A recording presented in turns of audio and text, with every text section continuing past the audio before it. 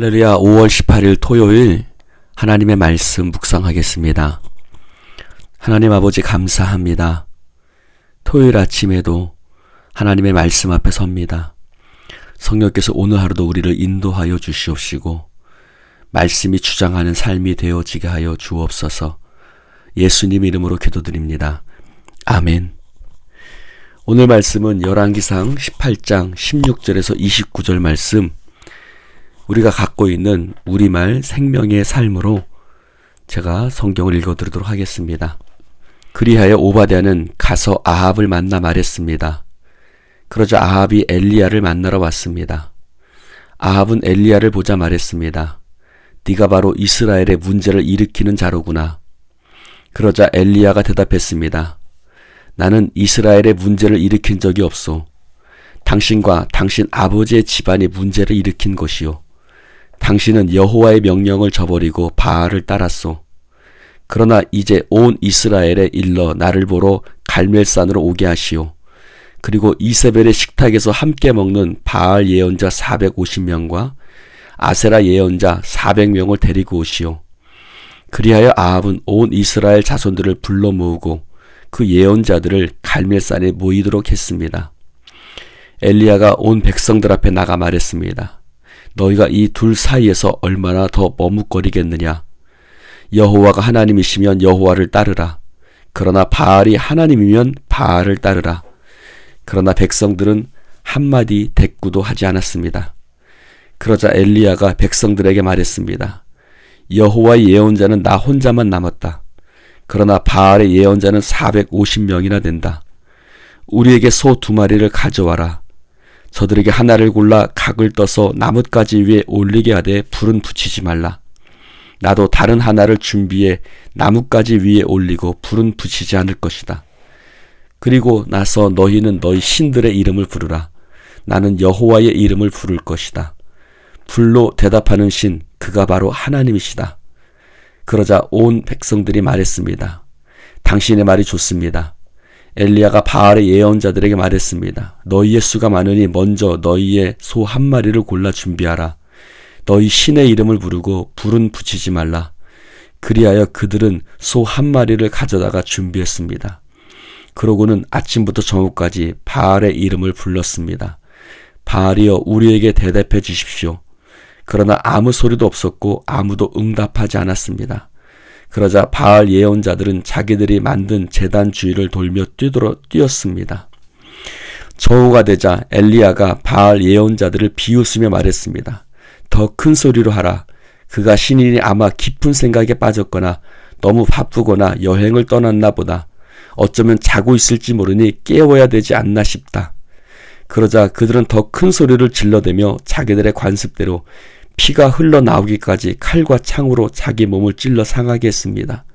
정오가 지나고 저녁 곡식 제사를 드릴 때까지 바알 예언자들은 계속 미친 듯이 날뛰었습니다. 그러나 아무 대답도 없었고 아무 소리도 없었고 그 누구도 돌아보지 않았습니다. 아멘. 할렐루야. 오늘 말씀을 보면 이 시대는 영적인 어두움의 시대였습니다. 아합 왕은 바알과 아세라를 섬겼습니다. 하나님을 버렸습니다. 온 이스라엘은 거짓된 신앙과 우상 숭배에 빠져 있었습니다. 그러나 그 시대에 하나님이 쓰시는 사람이 있었습니다. 엘리야입니다. 영적인 어두움의 시대에 하나님께서 쓰시는 사람들이 있습니다. 그들은 어떤 특별한 사람이 아니었습니다. 엘리야는 우리와 성정이 같은 사람이었습니다. 그럼에도 엘리야는 특별한 사역을 했습니다. 아합 왕에게 가서 어떤 신이 참신인지 대결을 하자고 제안을 합니다. 850명의 아사라와 바알의 선지자를 갈멜산으로 부르라고 말했습니다. 불로 응답하는 신이 참신이니 서로 누가 참신인지 각자 신의 이름을 부르자고 제안을 합니다. 엘리야의 모습 속에 어떤 주저함이 없습니다. 엘리야는 아합 왕 앞에서도 당당했습니다. 엘리야의 당당함은 어디서 나옵니까? 그것은 바로 살아계신 하나님에 대한 믿음에서 나왔습니다. 엘리야는 하나님께서 지금 이 자리에서 불로 응답하실 것을 믿었습니다. 그는 조금도 의심하지 않았습니다. 조금이라도 의심이 있었다면 그는 그렇게 하지 못했을 것입니다. 살아계신 하나님을 믿는 사람은 어떤 상황에서도 결코 당황하지 않습니다. 엘리야와 함께한 사람은 아무도 없었습니다. 그는 혼자라고 이야기합니다. 그러나 우상을 섬기는 자들은 무려 850명이었고 왕과 왕비도 그들 편이었습니다. 그러나 엘리야에게는 그런 것들이 중요하지 않았습니다. 왜냐하면 살아계신 하나님이 내 편이 되심을 믿었기 때문입니다. 아합 왕은 엘리야를 향해서 네가 이스라엘의 문제를 일으키는 자라고 말합니다. 그러나 엘리야는 바로 당신과 당신의 집안이 문제를 일으키는 원흉이라고 말합니다. 왜냐하면 그들이 하나님의 명령을 버리고 바알을 따랐기 때문입니다. 이스라엘의 문제는 무엇이었습니까? 가뭄이었습니까? 농사의 흉작이었습니까? 경제 문제였습니까? 아닙니다. 이스라엘의 문제는 영적인 문제였습니다. 우리는 진정한 문제의 본질을 보아야 합니다. 그것은 우리 안에 참된 하나님을 향한 신앙이 없었기 때문입니다. 하나님의 말씀을 버린 결과였던 것입니다. 문제의 본질을 알아야 해결할 길이 열립니다. 아합 왕은 단순히 비가 오는 문제를 해결하려고 했지만 엘리야는 그들의 영적인 문제, 우상 숭배의 문제를 해결하려고 했습니다. 문제를 보는 눈이 다르면 해결하고자 하는 방법도 다른 것입니다. 엘리야는 영적인 문제를 보았습니다. 그래서 이스라엘을 참된 신앙으로 세우려고 했습니다. 그래서 어떤 신이 참된 신인지 가려보자고 했던 것입니다. 엘리야는 백성들에게 너희들이 더 이상 머뭇거리지 말라고 말합니다. 두 개의 신 가운데 머뭇거릴 수 없다라고 촉구하는 것입니다. 우리는 두 주인을 섬길 수 없습니다. 한 주인을 섬기면 다른 주인을 미워해야 하는 것입니다. 한 주인에게 충성하면 다른 주인은 무시하게 되는 것입니다. 하나님과 세상을 겸하여 섬기는 것은 하나님을 섬기지 않는 것입니다. 하나님을 섬기든 세상을 섬기든 우리는 둘 중 하나를 선택해야 하는 것입니다. 바알의 선지자들은 광란의 퍼포먼스를 펼칩니다. 자기 몸에 상처를 내고 피를 흘리기까지 했습니다. 그러나 아무런 응답이 없었습니다. 그들이 섬기는 신은 죽은 신이었기 때문입니다. 죽은 것을 섬기는 자들에게 생명이 있을 수 없습니다.